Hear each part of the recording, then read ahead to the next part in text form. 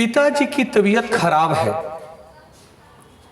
यह बात सुनते ही रोहन को घबराहट हुई और वह दौड़ता हुआ घर वापस आता है। पिताजी का हालत देख करके तुरंत पिताजी को लेकर के हॉस्पिटल जाता है और हॉस्पिटल में जब चेकअप कराता है तब डॉक्टर कहते हैं कि अब इनको दवा की नहीं दुआ की ज़रूरत है। अब इन्हें घर पे ले जाओ, इन्हें खुश रखो, क्योंकि अब इनका 80 से ऊपर उम्र हो गया और अब इनका शरीर काम नहीं कर रहा है, इसलिए इनको खुश ही रखा जा सकता है। इनको खुश रखने का प्रयास करो, जो इनका पसंद है उसे खाने खिलाने का प्रयास करो। यह सुनकर के रोहन परेशान हुआ और वह अपने पिताजी को लेकर घर पे आता है।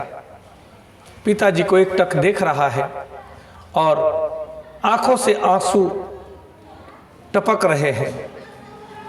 रोहन देखा, घर पे लाया पिताजी को और अपनी पत्नी से कहता है कि सुनती हो, आज पिताजी का जो पसंद है उसी पसंद के मुताबिक खाना बनाओ।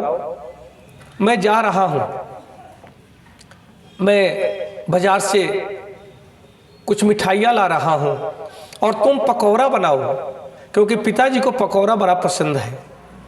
और ये कहते हुए वो चला गया बाजार। इधर पत्नी ने पकौड़े की सभी तैयारियां कर ली और जब रोहन आता है तब पत्नी ने पकौड़ा तैयार कर दिया और रोहन अपने पिताजी को लेकर के आता है और कहता है कि आप आए, बैठा जाए। और पिताजी आपको बहुत पसंद है ना पकौड़ा, आइए आज पकौड़ा खाते हैं। पिताजी भी रोते हुए मुस्कुराते हुए और अपने बेटे को देख रहे हैं। आंखों से आंसुओं का धार बह रहा है, दोनों एक दूसरे को देख रहे हैं और पकौड़ा खा रहे हैं। पत्नी बोलती है एक और पकौड़ा पिताजी को खिलाइए ना। फिर उन्होंने एक पकौड़ा अपने हाथ में लेते हुए कहा कि बस अब पेट भर गया। फिर रोहन कहता है कि अब तो एक जलेबी खाइए। पिताजी ने कहा कि अच्छा एक दे दे, और उन्होंने जलेबी खाया। फिर कहा कि बेटा अब मेरे तुम्हारे पास से दाना पानी पूर्ण हुआ और मैं अब चलने की तैयारी कर रहा हूँ। ये सुनकर के रोहन रोने लगा, आंसुओं के धार बहने लगे, परेशान हो गया। पिताजी नहीं, क्योंकि माँ नहीं रही, एक आप ही के आशीर्वाद से जीवन चल रहा था। आप भी न रहेंगे तो मेरे को कौन देखेगा, मेरे पास कौन रहेगा, मैं किसको पिताजी कहकर बुलाऊंगा। यह सुनते हुए पिताजी मुस्कुराते हुए कहते हैं, आंखों से आंसुएं बह रही हैं, कहते हैं कि बेटा अब मेरा समय पूर्ण हुआ, मैं जा रहा हूँ, परंतु ध्यान रखना मैं पोता बनकर के आऊँगा, तब खूब खाऊंगा और तुम्हारे साथ फिर खूब मज़े करेंगे, क्योंकि अब हम रुक नहीं सकते। क्योंकि मैं तुमसे कह रहा था ना कि जो खिलाना है खिला दो, जीते जी खिला दो। मैं मरने के बाद श्राद्ध खाने नहीं आऊँगा, मैं कौवा बनकर के खाने नहीं आऊँगा। जो सेवा करना है कर दो, मुझे तीर्थ स्थानों पे जाकर के सेवा की आवश्यकता नहीं है। जो तुमने पूर्ण किया मैं बहुत संतुष्ट हूँ। बेटा ईश्वर तुम्हारा कल्याण करे।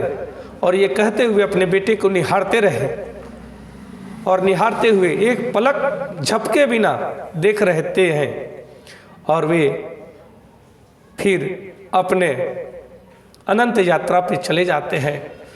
रोहन रोता हुआ दिखता है, समझ जाता है कि अब पिताजी नहीं रहे और वह रोते हुए पिताजी को अंतिम विदाई दे करके उनका अंतिम संस्कार करता है।